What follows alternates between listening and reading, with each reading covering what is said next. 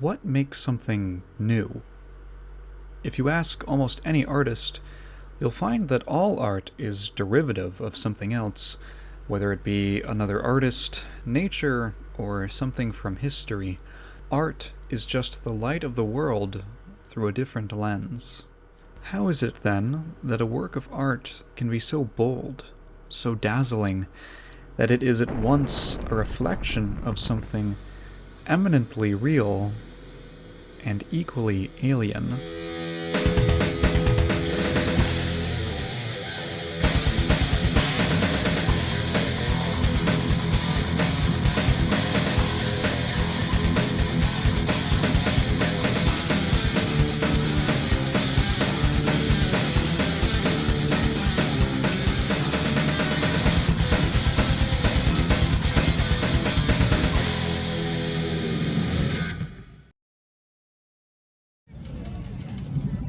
For Daisuke Ishiwatari, this would come in the form of an encounter with a Street Fighter II arcade cabinet when he was a boy living in Japan.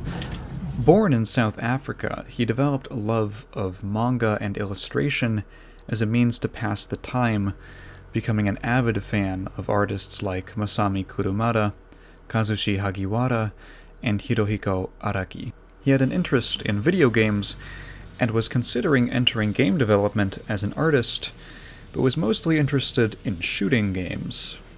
That changed when he first discovered Street Fighter II.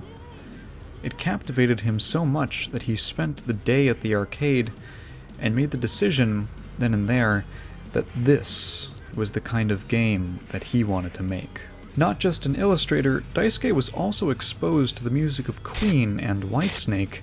In fact, the latter was the first album he ever purchased. When he listened to the trend-bucking song structure of Iron Maiden, his mind was opened to metal, and the idea that amazing art could stray from the norm. After graduating occupational school, he quickly found a job at then-fledgling developer Arc System Works in 1995. In modern terms, the Arcsys of the mid-90s was practically an indie developer, and his first roles at the company, as a fresh hire, would be assistant designer for a tennis title, and full designer of a game called Exector, both in the same year. After working up the courage, he pitched his idea for an original fighting game, and it was approved almost instantly. I felt like there was not a single fighting game out then that had truly cool characters in it. Feeling dissatisfied, I started drafting the plans that would become Guilty Gear. Upon its delayed release in 1998, Guilty Gear stood out on shelves. It was immediately recognizable as a fighting game, but wholly unlike Street Fighter or King of Fighters before it. It offered large movesets, freeform combos, immense movement options, a heavy metal soundtrack, and a cast of diverse characters in a fascinating setting. Daisuke's name appears 13 times in the credits of this game, doing everything from design to balance, music, art, even voice acting. As a viewer, without even having to understand fighting games or any of the mechanical innovations that made this game so special, it's apparent that it's different. At its core is the presentation, both the music and visuals. If you dig into the plethora of artwork Daisuke has produced over the decades of Guilty Gear's history, I think it's possible to get closer to the root of what makes it so distinct. What strikes me immediately about Daisuke's illustrations are its curves. I mean, yeah, that kind too. But I'm mainly referring to the way he uses swooping figures to guide the viewer through the image. Take this piece, for instance. At first, you may find your eye drawn to Soul's head. His hair is the only example of this shade of brown in the image. It's also spiky and forms the beginning of an easily traceable line. His gaze is dark, his head casting a shadow over his arm that leads you down his body to the monster he's just slain.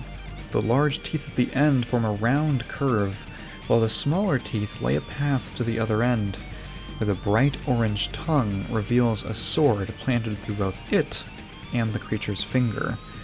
Then you're back up Soul's arm in a perfect loop. This image communicates so much in a matter of seconds. Soul's ferocity, his power, the destructive fight evident in the rubble around them. Compare this to the standalone artwork of Kai, his rival. These scenes are calm, with cooler greens, whites, and blues. He's usually studying or relaxing. In fact, the only artwork that really exists of Kai in battle are ones where he and Soul are locked in combat. I especially like this one. Daisuke is able to convey the rivalry not only in their contrasting colors, but also the opposing curves created by their clash. A burst of fire rises from the ground, launching Soul upward on a piece of rubble. It also follows the direction of Kai's swing, while leaving a gap to frame Soul's pose, his arm bending unrealistically to let the eye follow up to his own sword. This is a trend in Daisuke's art, the use of extreme perspective and unnatural poses to tell the viewer everything they need to know. While he denies any direct inspirations from other artists, I can't help but draw a parallel between this technique and that of Hirohiko Araki of JoJo's Bizarre Adventure, well known for his influence from Greek sculpture. Take this piece of Robo-Kai. His hand is so close to the viewer, as if he's reaching off of the page. His greenish metal is distinctly dark compared to his blonde hair and white coat, which itself creates a swirling path to his ennui belt buckle, emphasized by his other hand. From there, you might look at the background and notice the random assortment of analog technology that makes up his throne. Robo-Kai is bizarre, goofy, with a dash of uncanniness that makes him kind of threatening. Potemkin pointing at the viewer as if they're next, the angle and shading emphasizing his sheer size. Testament kneels in a surreal white void surrounded by graves. A bright splash of red from his scythe is broken up by his dark hair, drawing you then to the puddle of blood at his feet. He looks pensive, sad, as he gazes into the pool. It isn't a real reflection of his face, but a monstrous facsimile from which his weapon emerges. For an antagonistic character, his pose is strangely submissive, almost defeated, like he's at the mercy of something he doesn't feel control over. Without knowing anything about Testament, you immediately understand his struggle. Zato 1, another possible Araki influence, similarly finds himself consumed by his own shadow when he was once a master of it. When Milia is ready for battle, she's always guarded by her hair, but otherwise seeks peaceful, quiet moments in a color scheme that directly contrasts with her on-again, off-again lover. This illustration of Venom reveals his intense, religious devotion to the Assassin's Guild, using the shadow to paint him as a kind of fallen angel. What makes these compositions so impressive is that Daisuke has admitted to preferring analog artwork over computer art. I want those works to be the only ones in the world. I want to draw in a situation where failures aren't effective. For example, if I use the wrong color and it's beyond repair, the options of having the spirit to start over and fix it, of adding a novel color from there and trying somehow to make it better, and there still being something left to play with, is personally more fun for me. I put aside whether it is good or bad, only the feeling that the pictures flow easily out of the mental part of myself, and if I lose the original, I also want to be able to say, it's gone, with regret. Deeper characterization can be found in pieces depicting Faust. There's something terrifying about him here, where he's lit with an otherworldly glow. His freakishly tall form bends and draws the eye to his box of medical supplies, suggesting that despite his mysterious presence, he has good intentions. That suspicion is then expanded upon in this piece. I love this one. Beginning at Faust's head and the tail end of the sound effect, You're then led through the gap between him and Potemkin to the cartoonish bomb at their feet. Their expressions say it all. Even a hardened, brutal fighter like Potemkin is alarmed at the situation, while Faust is forced to admit he didn't exactly mean for this to happen. That other, sillier side of him comes out in pieces like this, that show off Daisuke's occasional use of more abstract perspectives.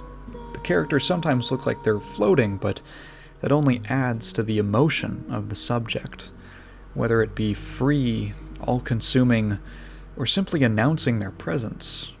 I want to go over a few more pieces I really enjoy, like this one of Chip about to make his mark. At first, the swoops of wind point your eye to the center top before the additional surrounding circles expand outward to Chip's face, his calm expression, then the nearby looks of bewilderment on his victims. You almost get the sense that you're an onlooker in the scene, seeing a burst of movement before realizing that he's gone and it's already too late. I especially appreciate the calmer scenes of the Guilty Gear cast, such as this one of Baiken, her hair down, a drink in her hand, and a little disheveled. It's almost like a candid photograph. Or this one of Ino putting on her boots, a surprisingly relatable pedestrian moment for someone as demonic and tortured as her. This overhead shot of Kai and Dizzy's home life is nostalgic and comfortable. Kai's straight posture doesn't seem to match Dizzy's bending, sweeping flight, but the soft light and warm tones of brown in their house tells you that they make it work regardless. Guilty Gear was not just created as a product. Its commercial nature was a way of sharing Daisuke Ishiwatari's unique passion with the world. So many fighting games of this period didn't land with audiences, or simply fell flat. What set Guilty Gear apart wasn't just the innovative gameplay, but the vision inside. There's an entire world full of peace, love, war, terror, humor, and above all, heart. Much like his artwork, he leads the audience into the light of his own lens without them even realizing it. To give advice on technical aspects is very embarrassing, but if I'm forced to, it's draw so you'll want to draw. Simply put, wanting to draw like me is a little different from originality, isn't it? Not, this picture is an Ishiwatari, but isn't this way of drawing Ishiwatari's? Doesn't that make you ashamed to hear, despite having challenged yourself to draw a new picture? I want to draw the kind of picture that can convey the thought, whatever I draw, this is me. The anything goes stance I've had from the very beginning. Hi, thank you for watching. Thank you for the support. Thank you for the almost 500 subs, and I only bring it up because Space War Olympics 2 is happening at 1,000. Feel free to subscribe to get us there, or don't. I won't hold it against you. Play Guilty Gear. Bye.